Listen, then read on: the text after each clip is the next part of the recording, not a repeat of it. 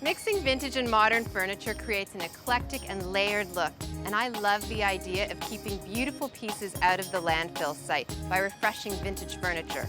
So I'm going to take a basic bedroom and turn it into a sophisticated space that's low on budget but high on style.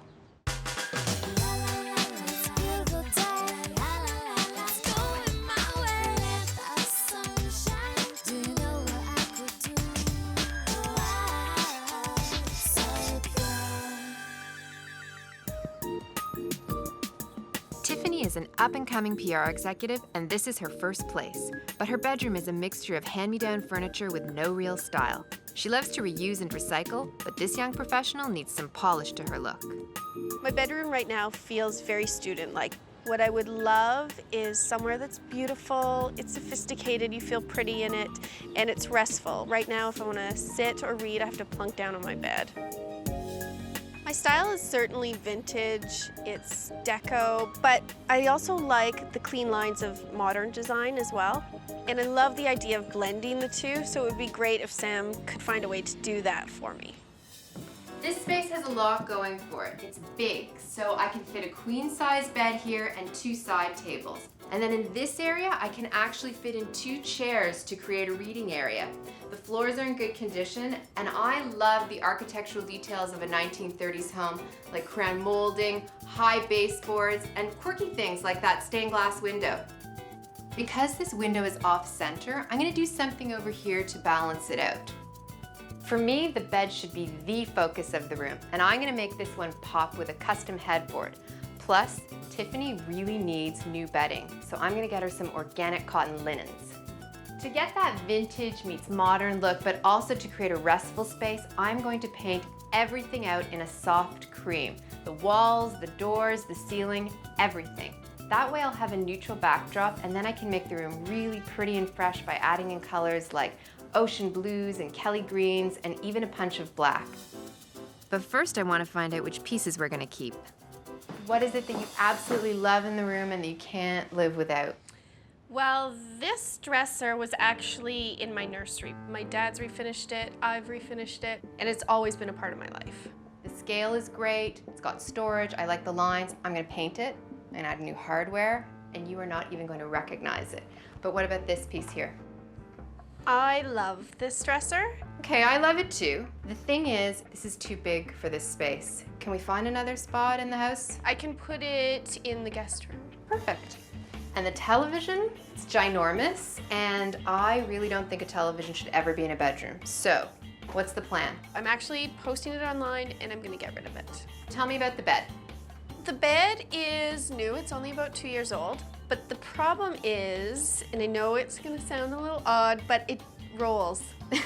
A rolling bed is not a good thing, and I think it probably rolls around because the floors are uneven, but we can fix that. The good news is it's a new bed, so we don't have to buy you a new one, and we can take that money and put it into really making a beautiful focal point in the room.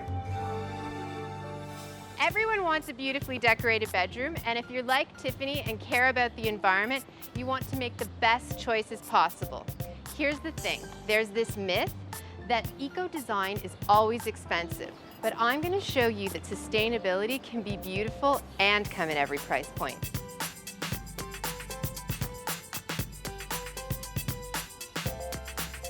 This lavender is so pretty, and it used to be that you couldn't get organic cotton in really saturated color, but I'm still gonna go with crisp white for Tiffany because it's gonna really punch off of that Kelly green headboard that we're gonna add to her room.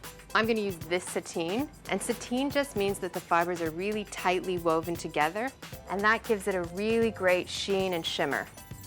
So why is it better for people to buy organic cotton? By buying organic cotton, essentially you're exposing yourself to less harmful chemicals like pesticides. And because the entire manufacturing process uses less chemicals, the products themselves actually last much longer. Okay, that's a good thing. And then tell me why it's better for the environment. In the dyeing process, it uses less water, and it doesn't use any pesticides, no toxic chemicals. So overall, it has a smaller ecological footprint on the environment. Oh, how about this business? Are you gonna clean that up for me? Yes, Sam, I'm gonna fix that.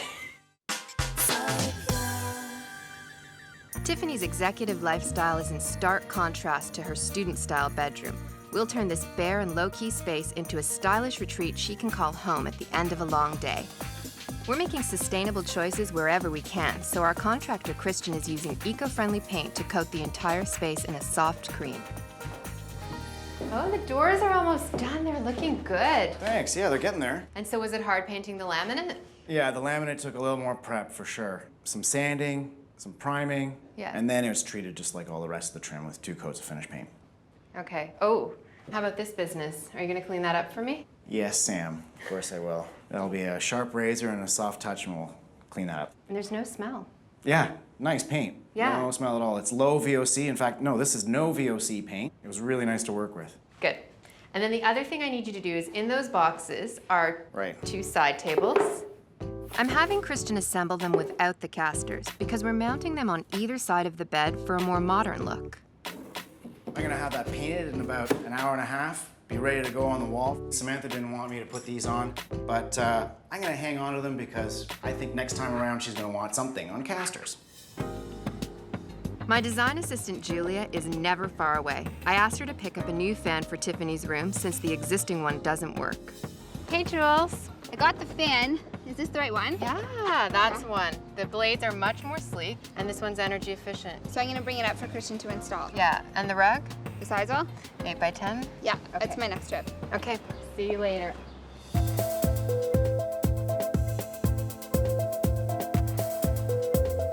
Vintage lamps are one of my favorite finds, but so often that means they come with tired old shades. Freshening their look can be quick and easy. You can glue ribbon around the perimeter of a shade. I've used a 1/2-inch band here because of the size of the shade. You can also, on the inside of the shade, take some gold paint, and the trick here is to make sure that you're not worried about even brush strokes, that you're really getting in there and messing around that paint, and that's gonna give you a great glow in the evening. For Tiffany's room, I am going to cover her shade in black Dupioni silk. Black because it's gonna up the elegance of the room, and it's gonna work with the black accessories that I'm gonna add in the space. Dupioni because I love a slub, and this is what a slub is. It's just an imperfection that I think gives an interesting detail. I like to leave an extra 4 inches on the height of the fabric and 4 inches on the width of the fabric, just to be safe.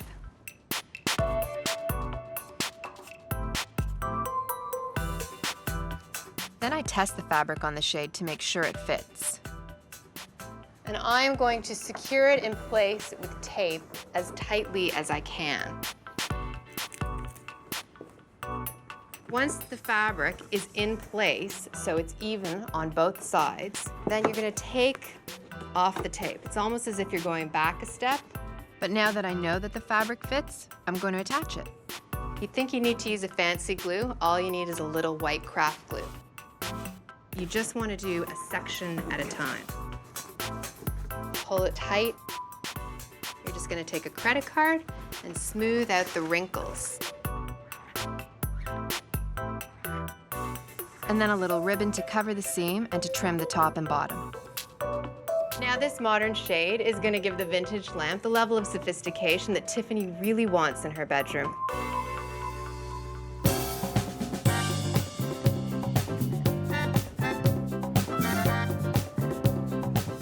We're adding a much-needed seating area to Tiffany's room. Julie and I found these classic chairs secondhand. Thank you.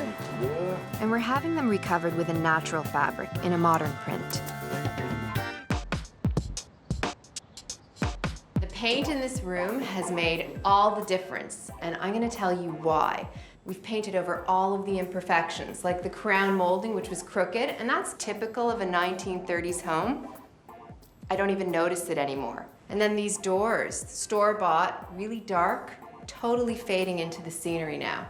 And even this stained glass window, which felt so off-center, because it is off-center, is now not feeling as wonky because all of that blue paint that was framing out the window is gone. So now that we've painted over all of the room's problems, we've got a soothing and restful space, and that is everything that you want in a bedroom. Okay. I think 2. You think 2? Yeah, How many do you I'm think, willing. Julia? I say 2. I'm gonna go with 4. It's not gonna be 4. Tiffany's bedroom has great old bones with its classic architecture. We gave it a fresh new palette of cream and a non-toxic paint and refinished some second-hand pieces with natural fabrics for a sophisticated, eco-chic new bedroom. Are you okay? Yeah. Are you? I could have gone with a handmade wool rug, but I chose a sisal one. They're both great eco options, but the sisal gives me that more casual feel, and it costs less. Unroll it. It weighs 1,000 pounds. I really love the texture of the sisal. It's simple, so it's going to temper all of the glamorous details that we're going to be bringing in. Yeah, you're right. I agree. It's looking good. So I guess we need some furniture in here. The focal point in Tiffany's newly made over bedroom will be the bed, so our headboard needs to be grand. Soy foam padding is a natural option from a renewable resource that costs a little more, but it's extremely dense and durable. We're covering it in a linen blend in this lovely Kelly green. Tiffany's biggest annoyance was that her bed rolled around on her slightly uneven floor. Rather than tear up her floor and fix such a subtle change in grade, Christian has come up with a solution for leveling the bed instead. He built small boxes using scrap wood and is finishing them with the same paint he used for the rest of the room. Okay. So now we should get the... Your feet. Yeah, maybe we call them clogs. So we're just gonna lift the bed frame up and slide this guy right in there. Oh my gosh, And, such a genius. Julie, you wanna grab the other one? Let me do it. Then you're gonna level it out and decide which ones need shims? That's right. Oh, that's easy. And then one last one here. You're in there? Yeah, I'm in. Okay. Okay. This is just a little bit out of level, and I think we want to bring this end up. One shim? About 1/4 inch, one shim. Double check. There we go. Good That's stuff. level. Now, one more corner, and I know that one's going to be way off. I think 2. You think 2? Yeah. How many do you think, Julia? I say 2.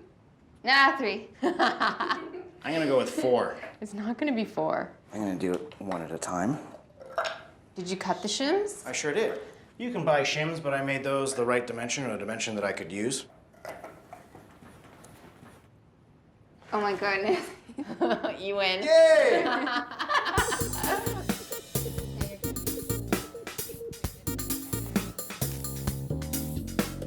To install our headboard, we're mounting a 1x4 piece of wood to the wall.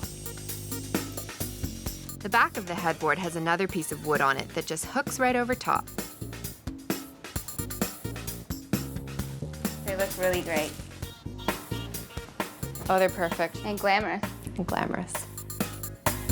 Christian, do you think that you could lift the table up? I just want to be able to eyeball it. Okay. Just a little bit above the mattress, just because everything in the room is so symmetrical and I don't want it to look too perfect. And then in here, there's way too much space. It's like a canyon between the mattress and the side of the table, so can you just come over a bit more? Yeah, just enough so that a duvet fits in here. Let me see. That's looking good. But you're gonna make sure it's level for me, right? Of course I will. Okay, thank you. All right. Bye now. I was really hoping for a stud in here, but in this case we don't have one, but we're gonna use these heavy-duty wall anchors, and those are really gonna grab into the wall really well. First thing I'm gonna do is put some screws into the wood. Now, those 4 screws have made holes in the wall, and they're my pilot marks. I'm gonna back these off. Now I'm gonna use my hand driver, push those into the wall. There we go. Now I can put this piece of wood back in. All right, that's on real solid. So I pre-measured my cleat to fit just inside this end table, like so. And there we go. These screws are long enough to go through my cleat, but not right through the material of the cabinet. There you go. And that's how you mount a cantilever table. We're gonna splurge on some beautiful prints for Tiffany's bedroom. Original art is a wonderful way to add a personal touch to a room. Emma Nishimura is a printmaker whose soft and romantic prints will help create a peaceful oasis for Tiffany. I think for both printmaking and photography, I fell in love with the process of both of them. When I initially start something, I have a rough idea and then I just start playing around with different materials. There's just so many different stages along the way, and I love that journey. Recently I've been doing a lot of work involving my heritage. I'm half Japanese Canadian, half Scottish Canadian, and I've been really interested in the Japanese side and looking on how to hang on to those roots and how to stay connected. This one is perfect. It's got the branches that she loves. There's a little bit of a quirkiness to it. There is, for sure. I think I'd like to take this one. There's a real beauty in all of the processes. I really wanted to find a way that I could bring the viewer in and experience something small and intimate. And it's about starting from an idea and then all of a sudden at the end you get something wonderful. These are so Tiffany, and they'll be the perfect finish for her reading area.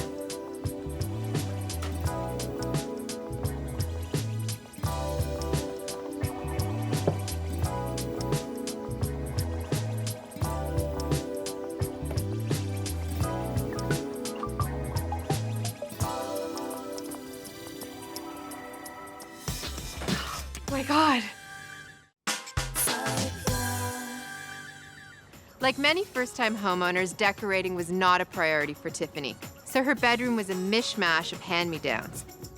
We've turned Tiffany's room into a relaxing and eco-friendly retreat. By recycling some older pieces, we've created an eclectic look that contrasts modern and vintage. We flanked the bed with clean-lined side tables, updated lamps by recovering their shades in silk, and recovered these second-hand chairs in this bold patterned linen. Natural fabrics blend further into the mix with new bedding, a custom-made headboard, and these luxurious silk drapes. We were able to create an eclectic layered look that totally made over the space. Tiffany's bedroom looked as though she had just moved in. Now it's a comfortable retreat of soft creams, greens, and sky blues, creating a light, airy feel that soothes the soul. The room has gone from disconnected to cohesive and pretty. And we added function with a cozy seating area. Hits of black and touches of gold add elegance and sophistication. And this fabulous bed is now the focal point of the room. The most important thing to me in a bedroom is the bed. I think that we've really achieved this for Tiffany with this graphic green headboard and its great cutout. And it works well with all the white organic bedding and the leafy green piping on the pillow. In a bedroom where every inch counts, the half headboard is the way to go. It allows you to push the bed right against the wall, and as a bonus, it's less expensive. And then what widens this focal point are the lamps, and they are just such statement pieces. I got them secondhand for $20 each, which is an unbelievable steal. They work really well with those silk shades that I recovered, and that was a quick and easy project. The side tables were only $50 each and came from a company that follows strict eco guidelines. We painted them with a no VOC paint and then mounted them on the wall for a high-end, modern look. When it came to the drapes, I went glam, and the sheen on the natural fiber silk really adds a lightness to the room. I know Tiffany is going to be so excited about the reading area because before she was spending her time with her laptop and all of her books in bed. Now, she's got a spot to sit and read and really relax, and the transformation of those chairs is spectacular. I couldn't be more pleased with the trellis pattern on the chairs, and it picks up on all the other greens in the room. It's just a way of keeping the room feeling harmonious and cohesive. That off-center stained glass window isn't a problem anymore, mostly because the soft white paint allows it to dissolve into the architecture of the room. Now the window has just become part of the vignette we created with the two chairs, lamp, table, and art. Emma Nishimura's prints add a feminine, dreamy quality to the space, and their black frames tie in with the black used in the other parts of the room. This old dresser has been completely transformed. It's gone from shabby to stylish with just a coat of high gloss paint and new metallic hardware. Now this is a classic piece that's gonna last Tiffany a long, long time. This mirror, which we got from a consignment store, another great save, it's big, but it's in keeping with the proportion of the dresser, so don't be afraid of using big pieces.